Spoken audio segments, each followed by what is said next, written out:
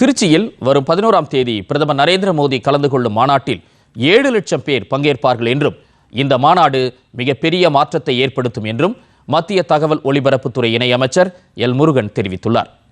பஞ்சப்பூர் பகுதியில் மாநாட்டு பணிகளை பார்வையிட்டு ஆய்வு செய்த அவர் பின்னர் செய்தியாளர்களிடம் பேசுகையில் வரும் தேர்தலில் திமுகவுக்கு தோல்வி நிர்ணயிக்கப்பட்டு விட்டதாக கூறினார்.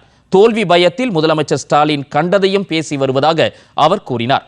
தமது ஆட்சியில் இலவசங்கள் இருக்காது என்று கூறிய விஜய் தற்போது இலவச திட்டங்களை அறிவிப்பது ஏன் என்று அவர் கேள்வி எழுப்பினார். சினிமா நடிகரை பார்க்க வரும் கூட்டமெல்லாம் ஓட்டாக மாறுமா என்பது தெரியாது என கூறிய எல் முருகன் அது எம்ஜிஆர் காலத்தோடு முடிந்து விட்டதாக தெரிவித்தார்.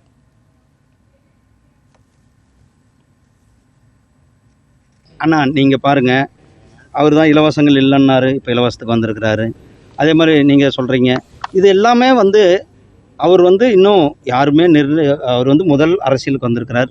ஃபஸ்ட்டு தேர்தல் அவர் இன்னும் எதுவும் ப்ரூவன் கிடையாது, எதுவும் நிரூபிக்கலை. தமிழக அரசியலில் எந்த அளவுக்கு தாக்கத்தை ஏற்படுத்துவார், இல்லை எந்த அளவுக்கு வாக்குகளை வாங்குவார் என்பது எந்தவித கூட்டங்கள். நீங்கள் சிரஞ்சீவி அவர்களுடைய கூட்டத்தை நம்ம பார்த்தோம். ஆந்திராவில் சினிமா நடிகர் எவ்வளோ பெரிய கூட்டங்கள் வந்தது. அந்த கூட்டங்கள்லாம் என்னாச்சு?